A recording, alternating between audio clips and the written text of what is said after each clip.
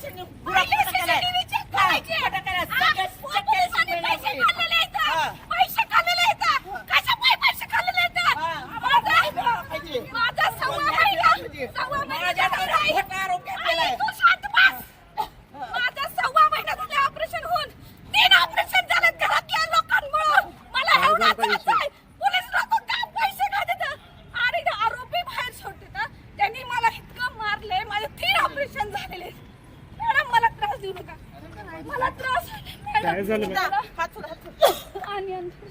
पाणी द्या मॅडम, हात घ्या त्यांना, हात घ्या.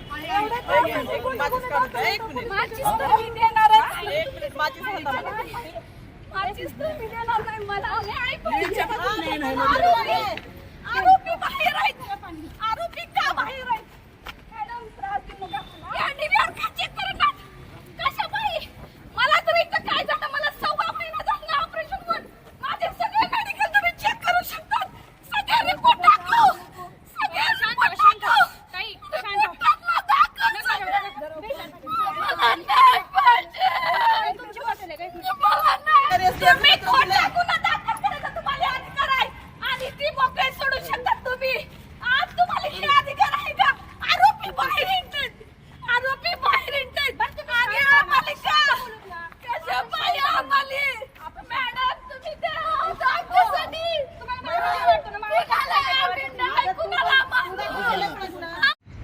माझं नाव प्रणिता जयशंकर काळे, धाराशिव मधली आहे.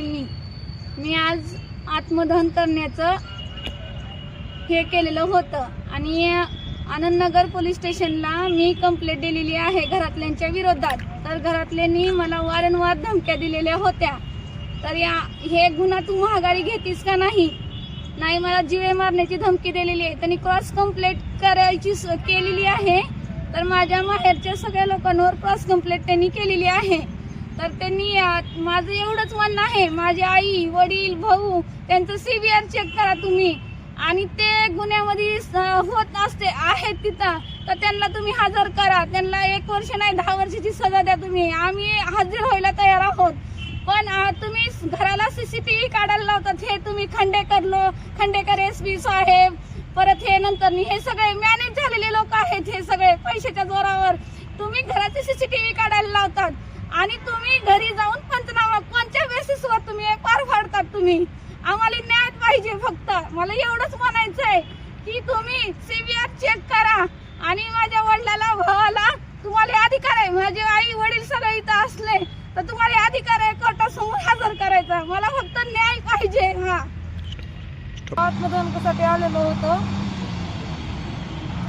माझं 6 महिने झालं ऑपरेशन झालेलं नाही. ह्या घरातल्या लोकांमुळे माझे 3 ऑपरेशन झालेले आहेत. म्हणजे आज मी मृत्यूच्या दारात थांबलेली आहे आणि हे पैशाच्या जोरात पोलीस स्टेशन खरेदी करते. आम्हाला न्याय नको आहे का? मला एवढंच म्हणायचंय. CVR